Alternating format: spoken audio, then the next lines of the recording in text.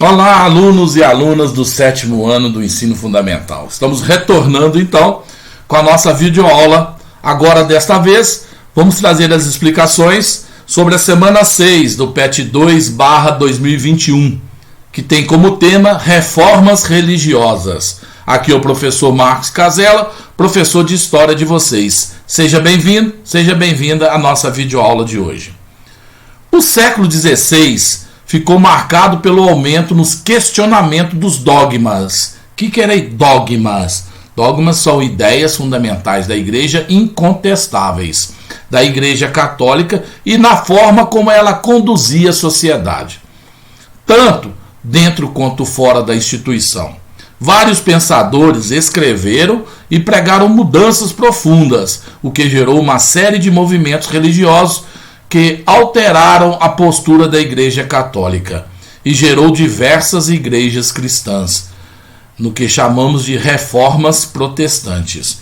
Então é das reformas religiosas que vão surgir várias igrejas a partir do questionamento de dogmas da Igreja Católica.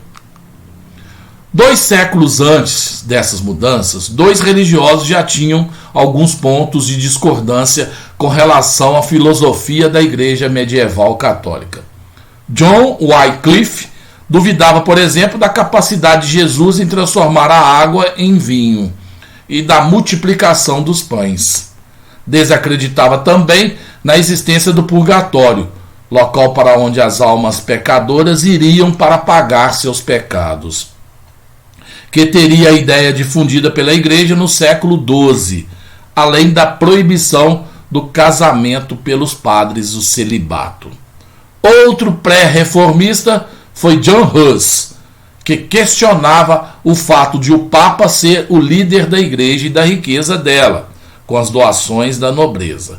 Então esses dois, John Wycliffe e John Hus, já questionavam a Igreja Católica quase 200 anos antes da chamada Reforma Protestante. No século XVI, um monge agostiniano que vivia na região hoje onde é a Alemanha e possuía diversas discordâncias sobre o que ele via dentro da igreja, seu nome era Martinho Lutero. Ele passa a discordar de várias coisas que estavam acontecendo naquela época.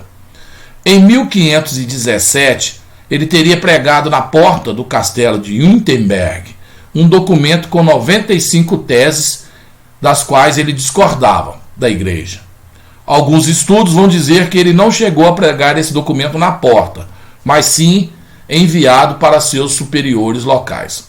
O fato é que essas teses criaram uma série de revoltas e dentro e fora da igreja. Dentre os pontos que ele discordava no documento estão: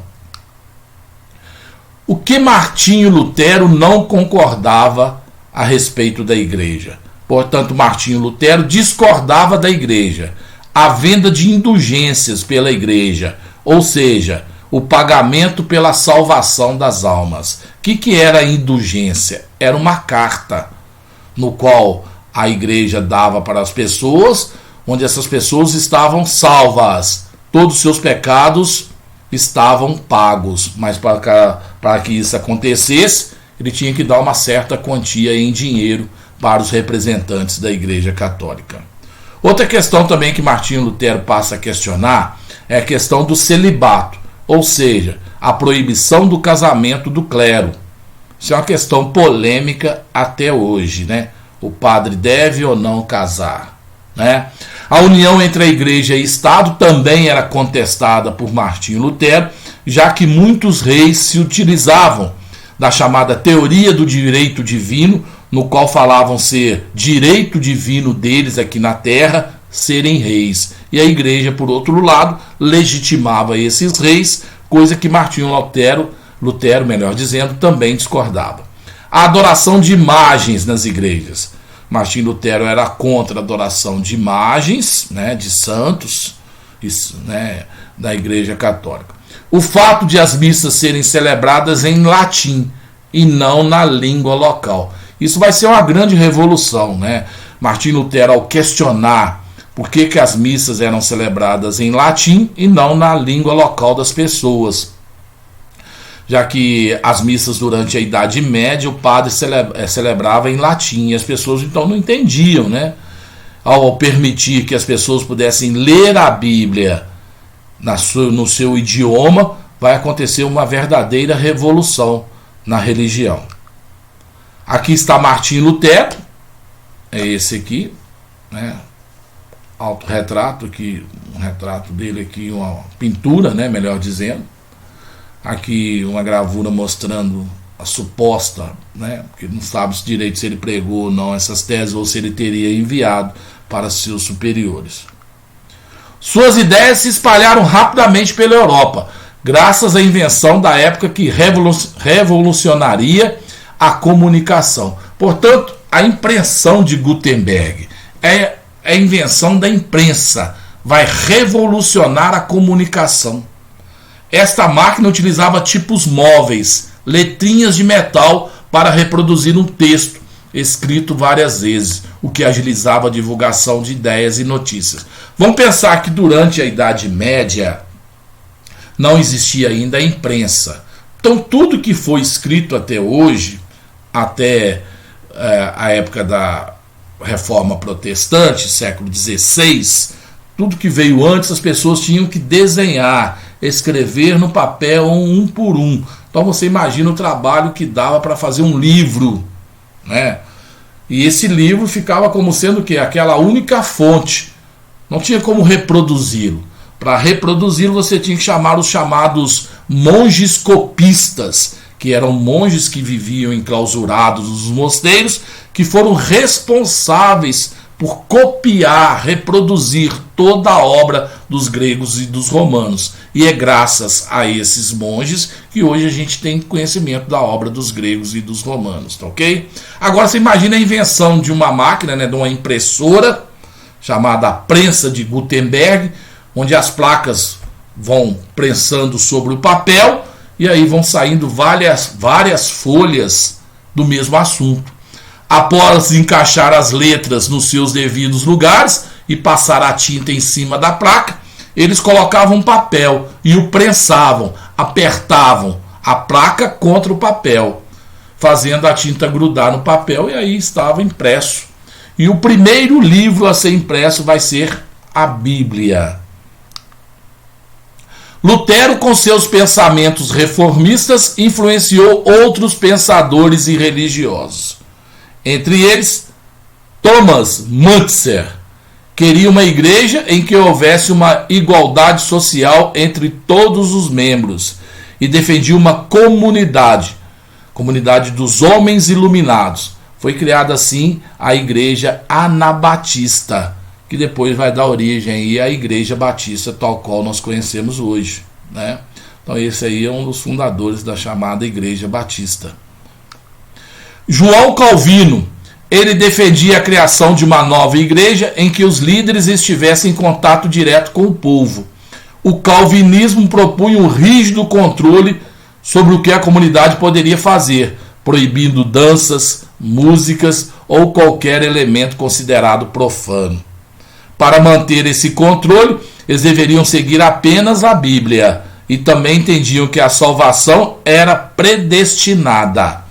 Então aí entra a chamada teoria da predestinação de Calvino, ou seja, somente os escolhidos por Deus seriam salvos, e uma forma de definir quem seriam os escolhidos era observando as obras feitas em vida, pois aqueles que prosperavam é sinal que tinham a bênção de Deus. Então Calvino vai trazer aí o que a burguesia estava esperando, já que durante toda a Idade Média a Igreja Católica condenou o lucro, né? Falava que o lucro, o tempo, não pode ser vendido. E aí vem Calvino e fala, não, ficar rico, pelo contrário, é sinônimo de bênção de Deus. Quanto mais eu prospero na vida, é sinal que mais bênçãos Deus está me dando. E aí ele serve aí de impulso para a burguesia que estava nascendo nesse momento, os comerciantes, que passam a apoiar essa teoria de João Calvino, o calvinismo, onde a predestinação coloca em determinadas pessoas são predestinadas à salvação. E elas vão prosperar, e essa prosperidade é sinônimo de bênção divina. Reforma calvinista, aqui está Calvino, viveu entre 1509 a 1564, sofreu perseguição da Igreja Católica, fugiu para a Suíça. E aí ele falava da predestinação.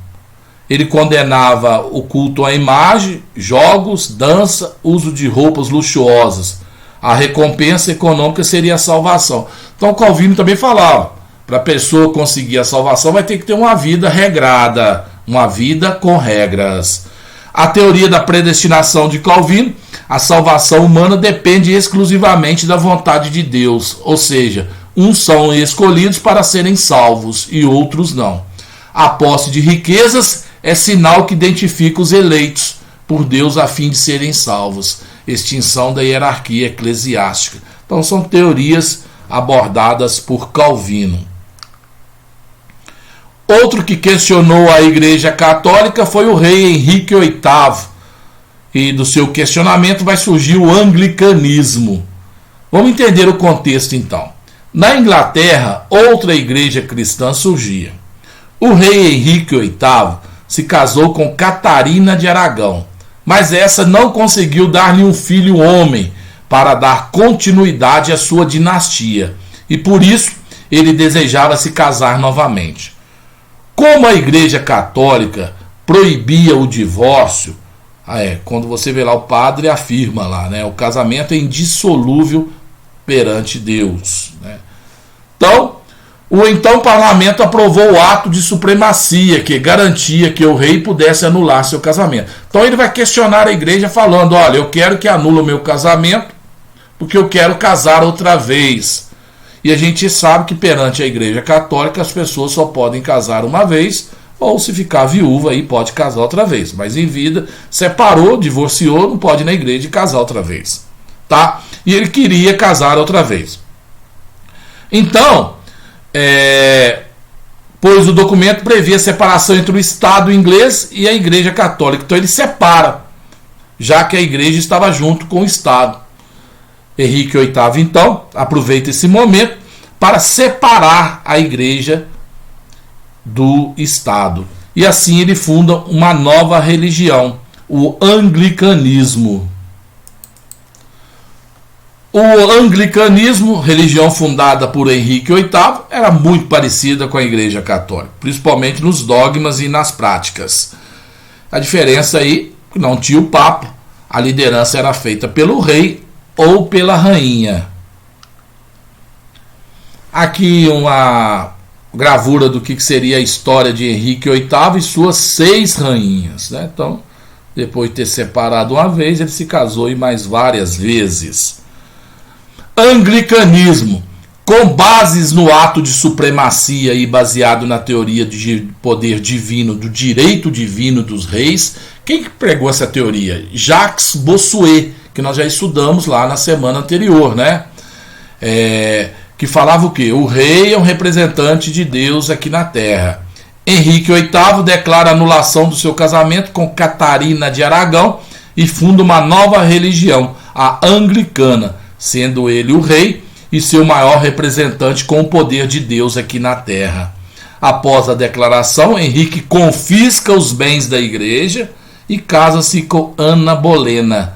Durante esse confisco, recebeu o apoio dos nobres ingleses. Então ele uniu aí o útil ao agradável para ele, né?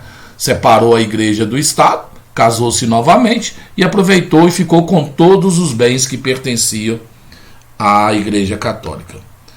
E assim, então, nós fechamos aí o PET 2, semana 6, 7º ano do ensino fundamental.